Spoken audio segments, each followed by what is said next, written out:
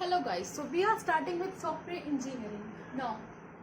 आप सभी को पता है कि जैसे कि सॉफ्टवेयर इंजीनियरिंग एक बहुत बहुत इम्पॉर्टेंट और बेसिक सब्जेक्ट है सभी कंप्यूटर इंजीनियरिंग स्ट्रीम्स का, प्लस जितने भी कॉम्पिटिटिव एग्जाम्स है रिलेटेड टू कंप्यूटर साइंस, सब में सॉफ्टवेयर इंजीनियरिंग आता ही आता है। इसके कुछ बेसिक टर्मिनोलॉजीज आज हम स्टार्ट करने वाले हैं।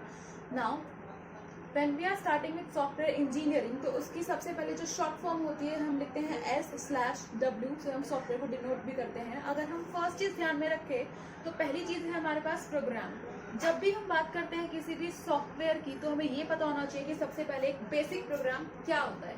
नाउ अगर हम बात करें प्रोग्राम की, तो प्रोग्राम क्या होता है? Set of instructions. जैसा कि आप सभी जानते हैं कि कोई भी कंप्यूटर सिस्टम हमेशा एक सेट ऑफ इंस्ट्रक्शन पे काम करता है। जब तक हम उसको कोई इंस्ट्रक्शन नहीं देंगे वो काम नहीं करेगा। जैसे कि मैंने कंप्यूटर सिस्टम को ओपन किया, मैंने सिस्टम ऑन किया, ठीक है। ऑन करने के बाद मैंने कोई आइकन को सेलेक्ट किया और उसको राइट क्लिक करके ओपन कर दिया। That is an instruction for computer. कैसे आपका काम होगा, कहाँ आपका काम होगा, दैट इज इंस्ट्रक्शन। अब अगर हम बात करें प्रोग्राम की, तो बहुत सारे इंस्ट्रक्शंस का जब एक सेट, एक कलेक्शन बन जाता है तब हम उसको बोलते हैं एक प्रोग्राम। अब जो एक प्रोग्राम है वो हम किस में कन्वर्ट करते हैं? एक सॉफ्टवेयर में। बहुत सारे प्रोग्राम्स कलेक्टिवली जब काम करते हैं, एक बेसिक फंक्शन परफॉर्म करते हैं, तब हम उसको बोलते हैं that is known as software. अब किसी भी सॉफ्टवेयर के अंदर हमें क्या क्या मिलता है? सॉफ्टवेयर के अंदर हमारे पास सबसे पहले होना चाहिए we need proper documentation. Now जहाँ पे बात आती है डॉक्यूमेंटेशन एंड मैनुअल्स की, वहां पे आपको पता होना चाहिए that it is related to written form of copy, यानी कि कोई भी ऐसी चीज जो आपके पास प्रॉपर्ली डॉक्यूमेंटेड है, जिसकी एक डॉक्यूमेंट आपके पास, एक कलेक्शन आपके पास है जहाँ पे सब कुछ लिखा हुआ है कि वो कैसे काम कर रहा है, कहाँ काम कर रहा है, कहाँ से कहाँ उसका फ्लो जा रहा है, सब कुछ।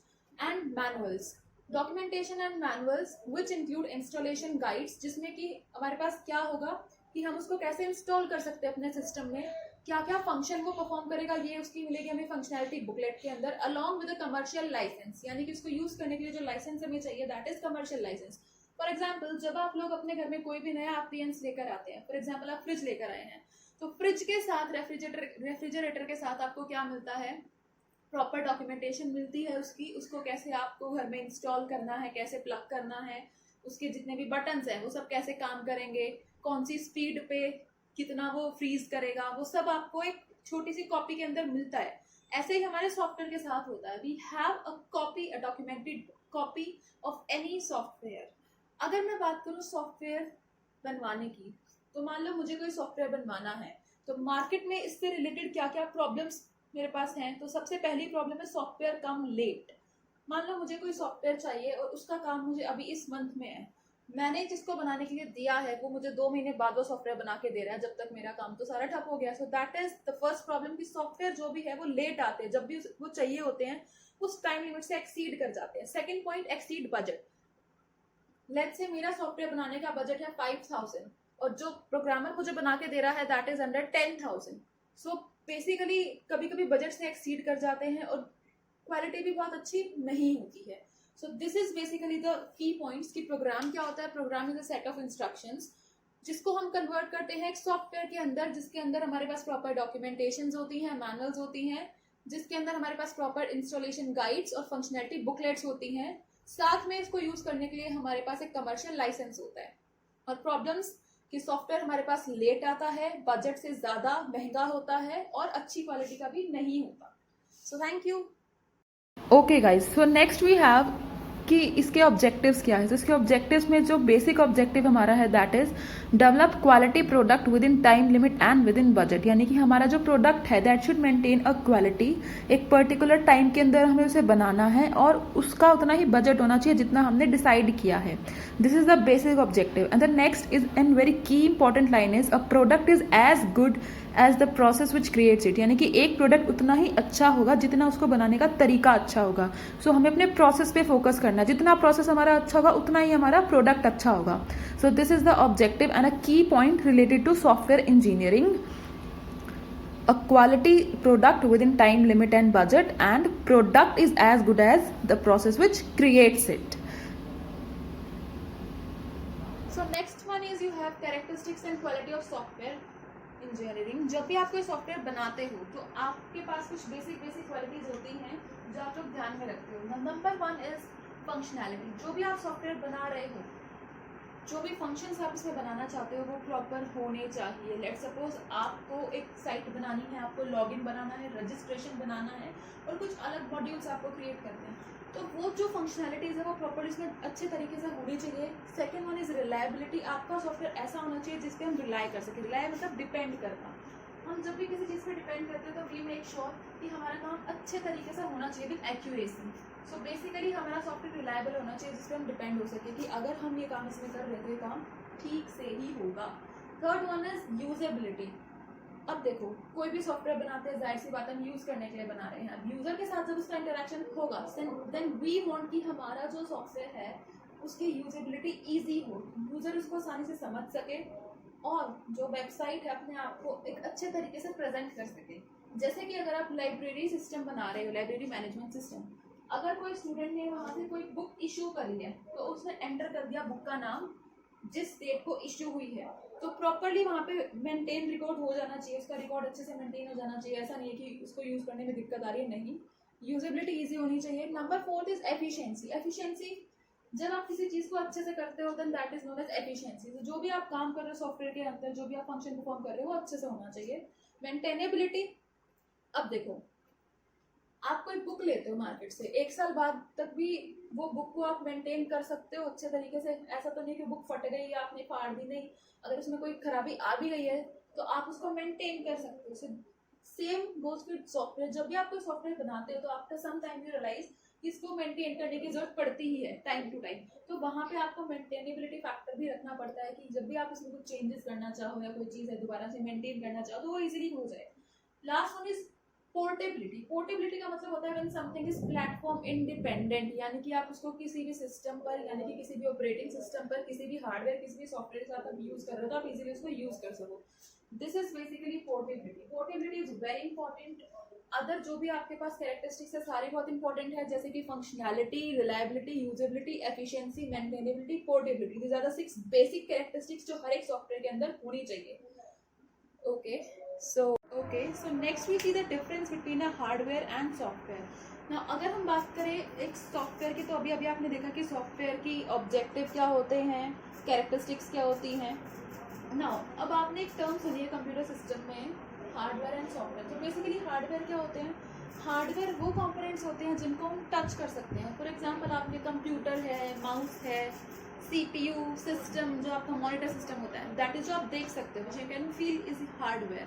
अगर मैं बात करूँ सॉफ्टवेयर की, तो सॉफ्टवेयर वो सिस्टम है जो उसको चलाने के लिए रिस्पॉन्सिबल है। फॉर एग्जांपल आपका ऑपरेटिंग सिस्टम के अंदर जितने भी आपके छोटे छोटे एप्लीकेशन सॉफ्टवेयर्स हैं वो सब किसके अंदर आते हैं? सॉफ्टवेयर के अंदर। नाउ हार्डवेयर पार्ट की अगर मैं बात करूँ तो हार्डवेयर के अंदर जो फर्स्ट पॉइंट आप देख रहे हैं that is production cost every time.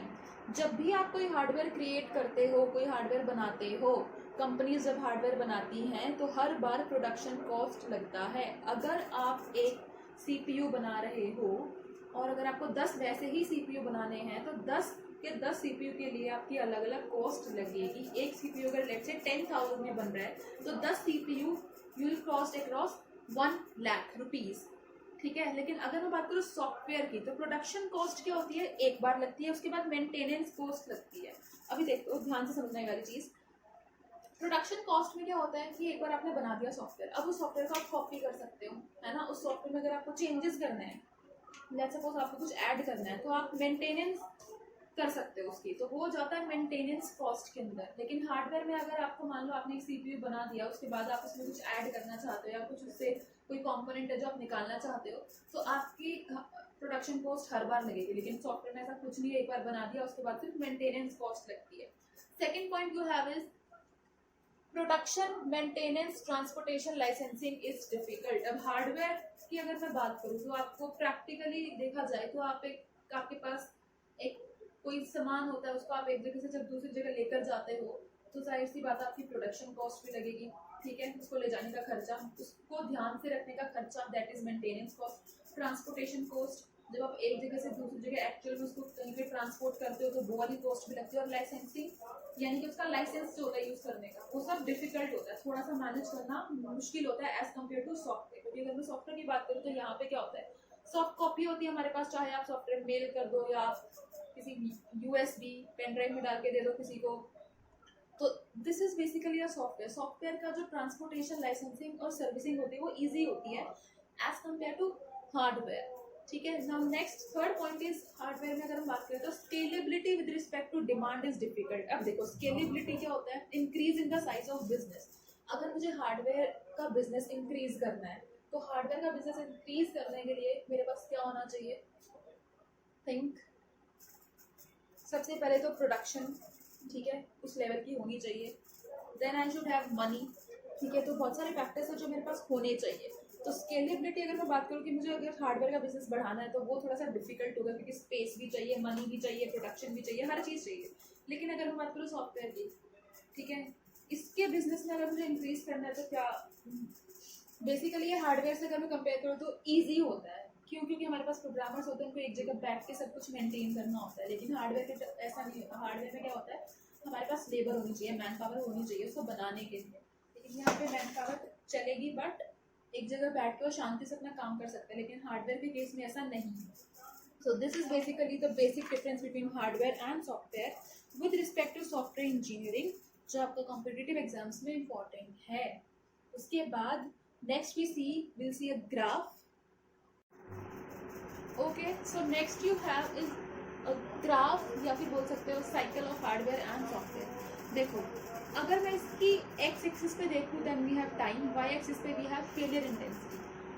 अगर मैं बात करूँ हार्डवेयर की तो सबसे पहला जो इसका बर्न इन फेज है, यानी कि जब हम इसको बना रहे हैं, ठीक है, उसके बाद जो लास्ट इसका वेयर आउट फेज है, वेयर आउट फेज और बर्न इन फेज के बीच में होती है इसकी यूजफुल लाइफ साइकिल, यानी कि इसी के बीच में हम इसको यूज़ कर सकते हैं। उसके बाद एक पॉइंट ऐसा आता है जब नई नई हमारे पास सॉफ्टवेयर आते हैं, नई नई फंक्शनैलिटीज आती है, तो पुराना वाला जो हार्डवेयर है वो कहीं ना कहीं वेयर आउट कर जाता है। फॉर एग्जाम्पल, अगर आप 10 साल पुराना CPU आज यूज़ कर रहे हो तो आज के जो सॉफ्टवेयर है, जो ऑपरेटिंग सिस्टम्स है, वो उसको सपोर्ट नहीं करते।